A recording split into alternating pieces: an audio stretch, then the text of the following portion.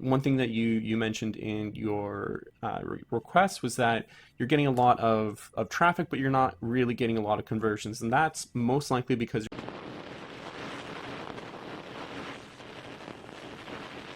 today we received a request to review Flower Child aromatics. So let's take a look here. There are a couple things that I will go into detail, but first off, there are a couple major things that I would like to talk about. First off, when I got to your website, I didn't know what you were selling.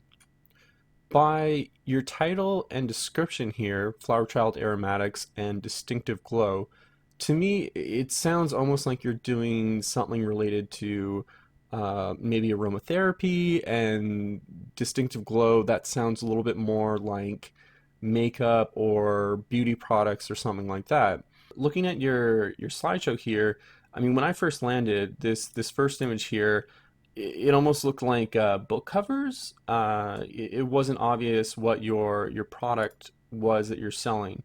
Going on to this next slide here, it almost looked like you were selling bedding products.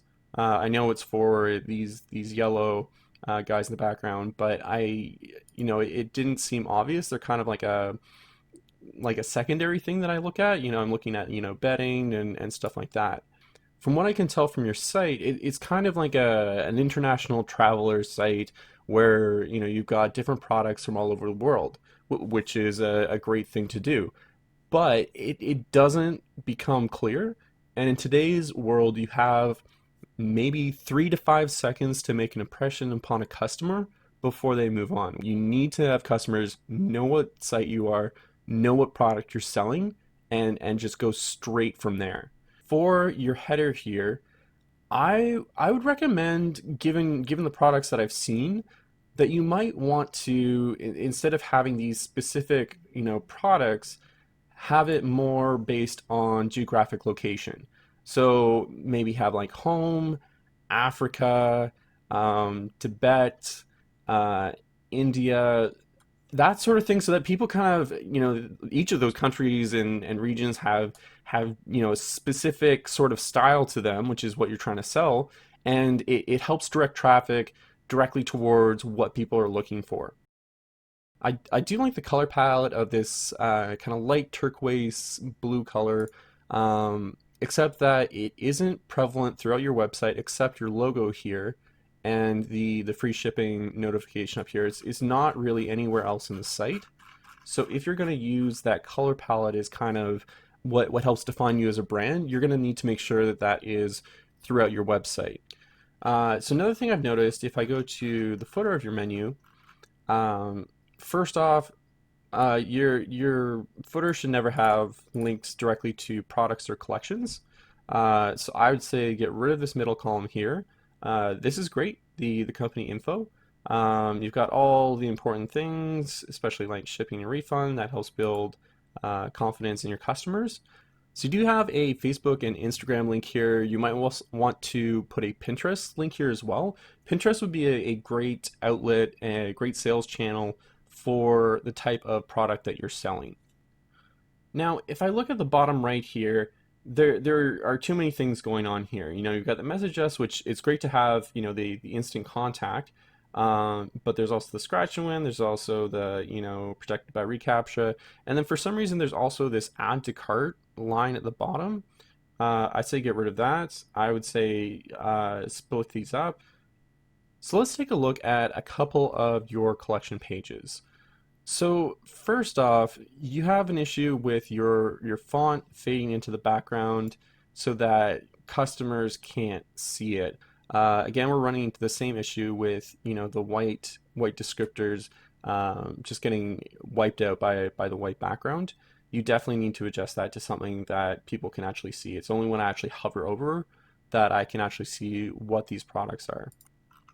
Um, it's good to have, one or two products that are, displayed on your homepage. Um, but then we start to get a whole lot more, maybe have one of these two. You've already had it a lot of individual products, so, you need to remove some of these here. I don't know what's going on with this add to cart button, but you need to get that sorted out because what am I adding to my cart? It's not linked to a particular product. In terms of your product pages, I do like how things are laid out. It's not overcrowded with, you do have the image here and you can select between them, but it's not over the top there, which is great. The scripture is nice. You might want to compress it a bit so that it's not too overwhelming for the customer, but overall it's really not all that bad. That being said, if we take a look at the SEO side of your website, so let's enter that in for that particular product. So you can see that you do have a title there. You might want to say just, 3 box hand painted candles for design Nibunto. Um, you might want to spice this up a little bit or make it more specific in terms of, 3 box hand painted African candles, something of that descriptor.